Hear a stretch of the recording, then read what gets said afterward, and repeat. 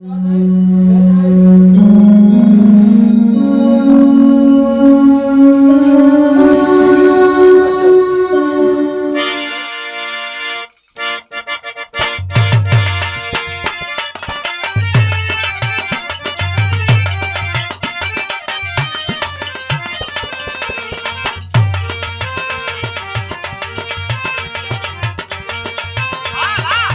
जिया मालिक, क्या बात है।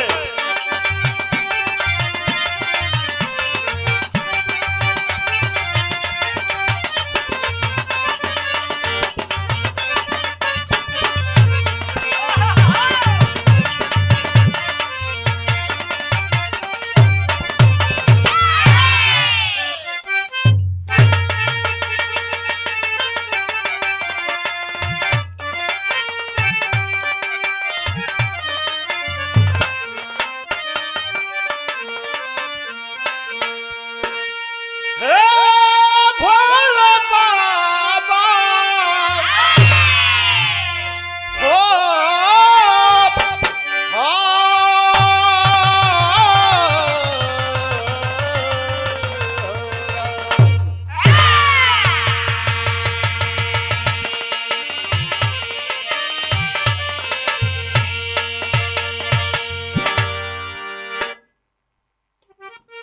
हम भोजपुरी बिरहा गायक संतोष कमल जौनपुर की पावन धरती से साथियों की आवाज में एक सच्ची श्रद्धांजलि ऐतिहासिक शहीदी धरती जौनपुर। यह ताजी घटना है जो पूरे विश्व को झकझोर कर रख दिया। यह घटना सुनकर कलेजा मुंह को आता है। जिला जीत यादव की शहादत पर पूरा देश नतमस्तक। कभी जी तिरंगा पर एक लाइन काफिया लिख लो।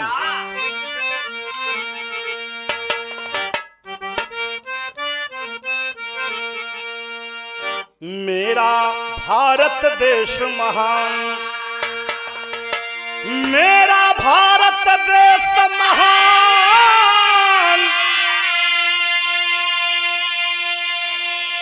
जहां की तिरंगा है शान, शान सम्मान पे जिसके हुए वीर कुर्बान।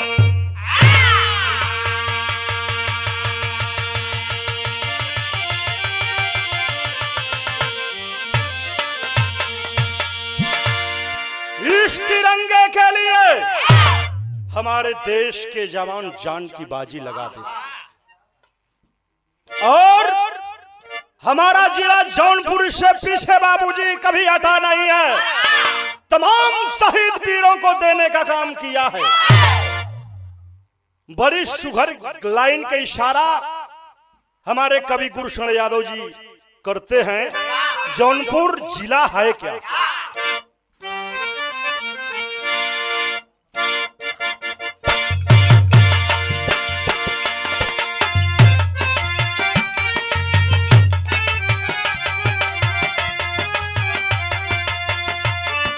क्या बात है मास्टर। जौनपुर की पावन माटी,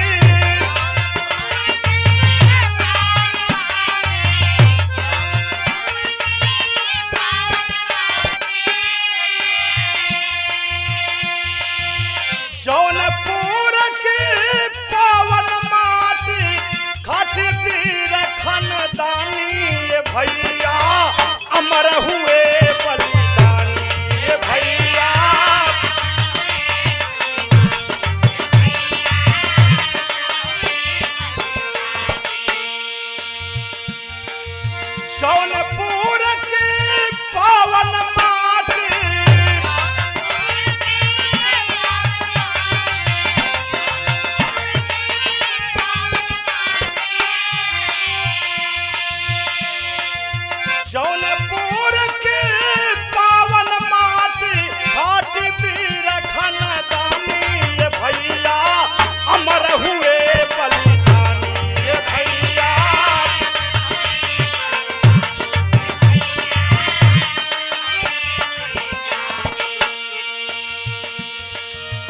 जब जब देश पे खतरा आया आगे बढ़े फौलादी जब जब देश पे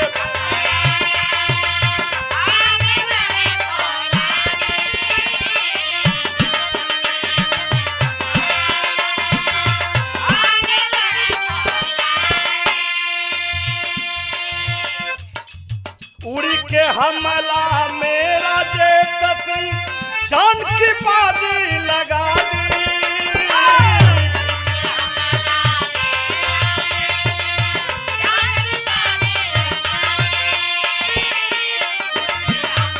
क्या बात है।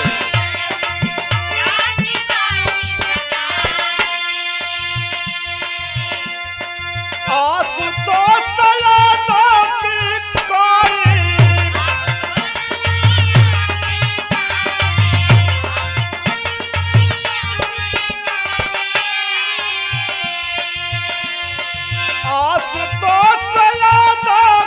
कोई कैसे भूल जवानी ये भैया अमर हुए बलिदानी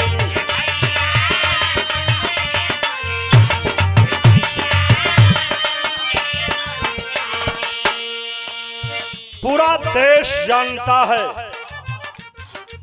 जौनपुर को शहीदी धरती के नाम से जाना जाता है। उड़ी में हमारे जिले के राजेश सिंह बाबूजी शहीद हुए। जम्मू कश्मीर में बदलापुर के आशुतोष यादव शहीद हुए। यह जिला किसी से पीछे नहीं है, सदैव वीरों को देने का काम करता है। लेकिन इसी बीच में एक वीर और पैदा होता है। वह वीर कौन है सुरेंद्र भैया?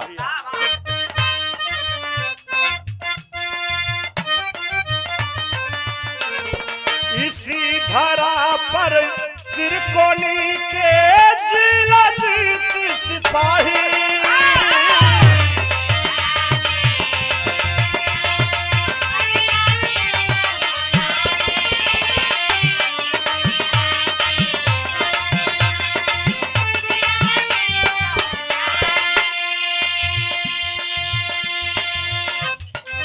कश्मीर में उग्रवाद से चारों ओर तबाही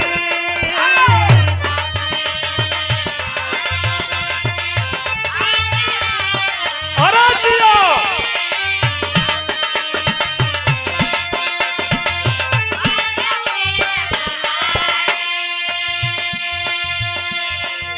दिल में झांकी भारत माँ की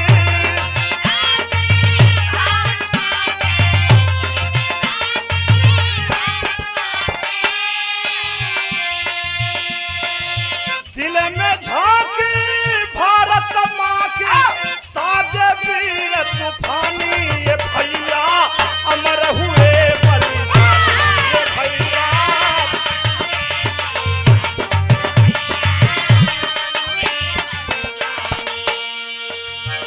इसी जौनपुर की पावन धरती से एक वीर सपूत का जन्म होता है जिसका नाम इस समय फिर पूरे विश्व के पटल पर है।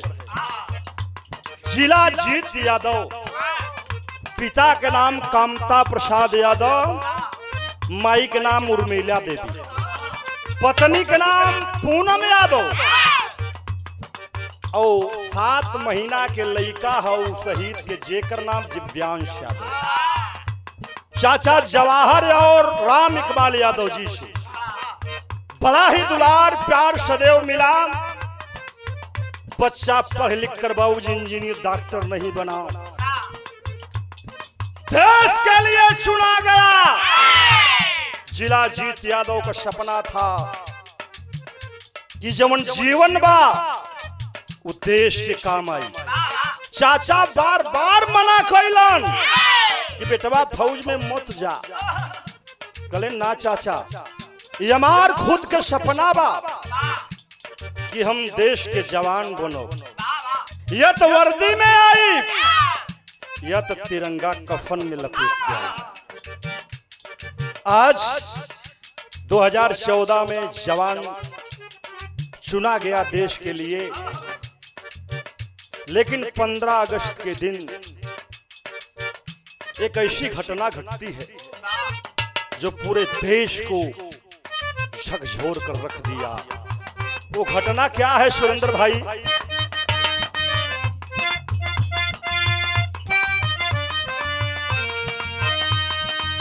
लड़ते लड़ते वतन के खातिर सो गया वीर दुलारा।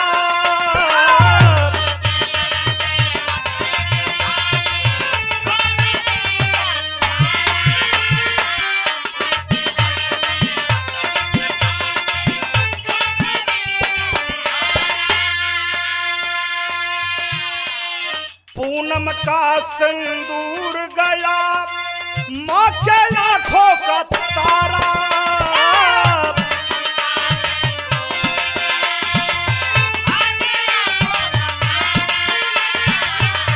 क्या बात है सुरेंद्र भाई, वाला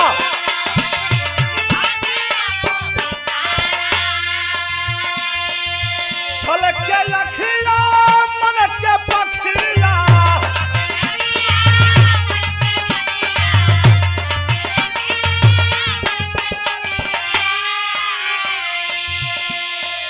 छलक के लखिया मन के पखिया, दर्द के वो कर जानी ये भैया, अमर हुए बलिदानी ये भैया।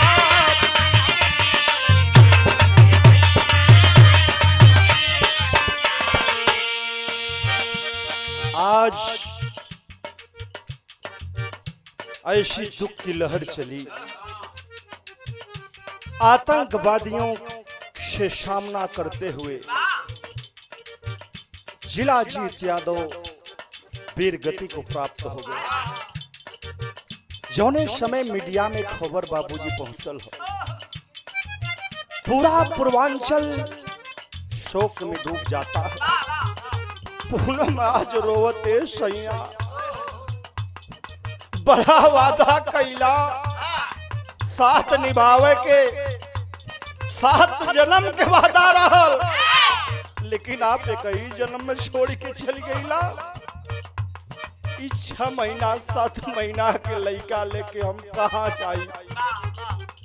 और के पापा कही सैया, माई बाबू पूरे परिवार में बाबूजी आज दुख का माहौल है, सबकी आंखें नम है।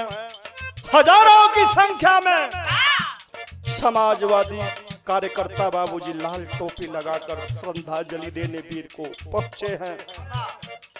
उत्तर प्रदेश के मुख्यमंत्री ने ऐलान किया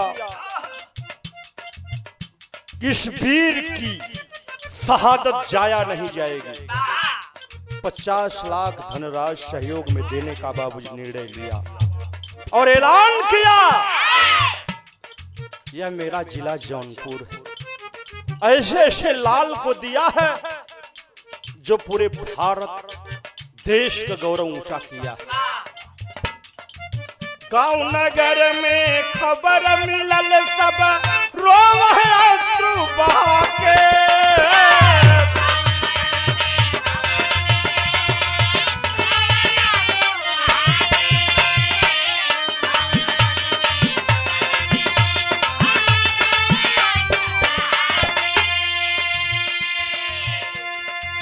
चारों ओरी मायूसी बा, हीरा रतन है गवा के।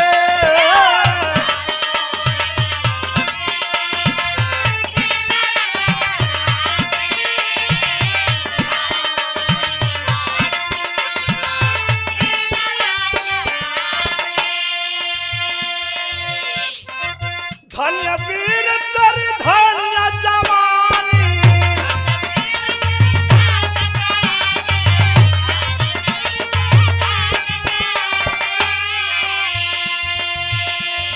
धन्य वीर तेरी धन्य जवानी, अमर रहे कुर्बानी ये भैया, अमर हुए बलिदानी।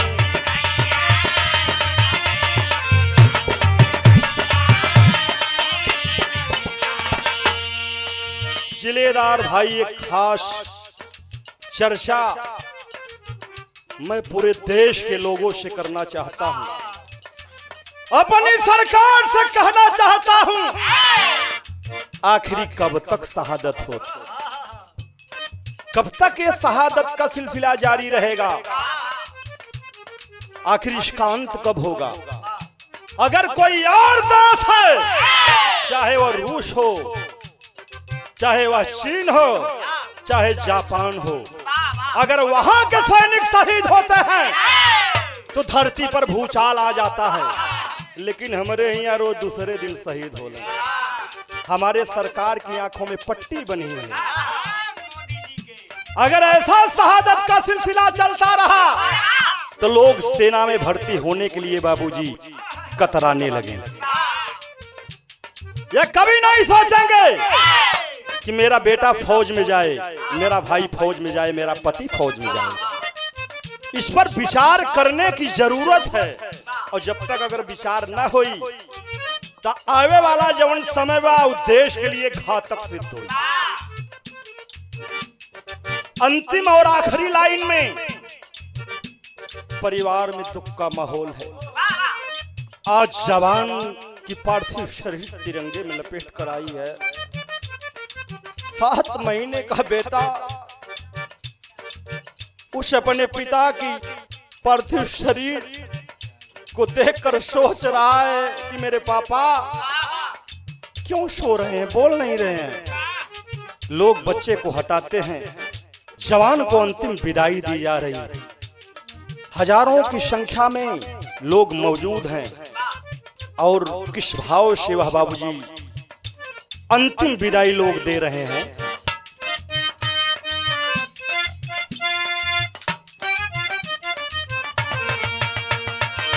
हम सब मिलकर उस सपूत को श्रद्धा सुमन चढ़ाए।